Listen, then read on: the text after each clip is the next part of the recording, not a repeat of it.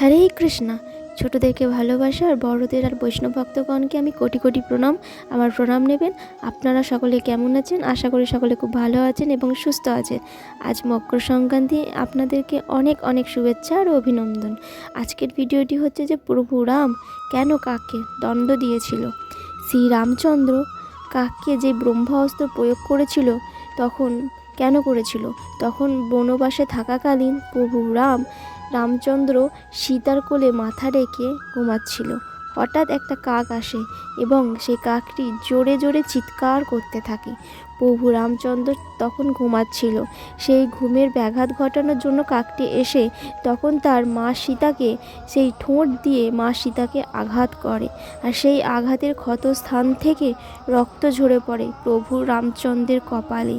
তখন তিনি ঘুম থেকে উঠে যান, আর তখন মা সীতাকে এই অবস্থায় দেখে তখন প্রভু রাম খুব রেগে যান, আর তৎক্ষণাৎ শ্রীরাম কাকের প্রতি একটা ব্রহ্মাস্ত্র প্রয়োগ করে।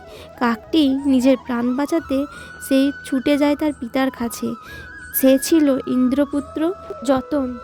তখন ইন্দ্রদেব বললেন যে প্রভু রামচন্দ্র ব্রহ্মাস্ত্র স্বয়ং ব্রহ্মাও আটকাতে পারে না। তখন যতন তার সব কিছু ছেড়ে তখন মা সীতার কাছে ক্ষমা প্রার্থনা করে এবং রামচন্দ্র তখন বলেন যে ব্রহ্মাস্ত্র আটকানো অসম্ভব, তাই কাকটি তার ডান চোখে আঘাত করতে বললেন। তখন প্রভু রামচন্দ্র কাককে বরদান দেন যে তুমি একটা চোখে যা দেখবে তা অন্যরা দুটো চোখ দিয়ে তা দেখতে কখনোই পাবে না, আর সব পূর্বপুরুষের পিণ্ডদান তুমি যতক্ষণ না গ্রহণ করবে ততক্ষণ তাদের আত্মা শান্তি পাবে না। তাই আপনাদের যদি ভিডিওটি ভালো লাগে তাহলে একটু অবশ্যই লাইক করে দেবেন, আর আপনারা যদি শ্রীরামের ভক্ত হয়ে থাকে তাহলে জয় শ্রীরাম লিখতে কেউ ভুলবেন না। হরে কৃষ্ণ, রাধে রাধে।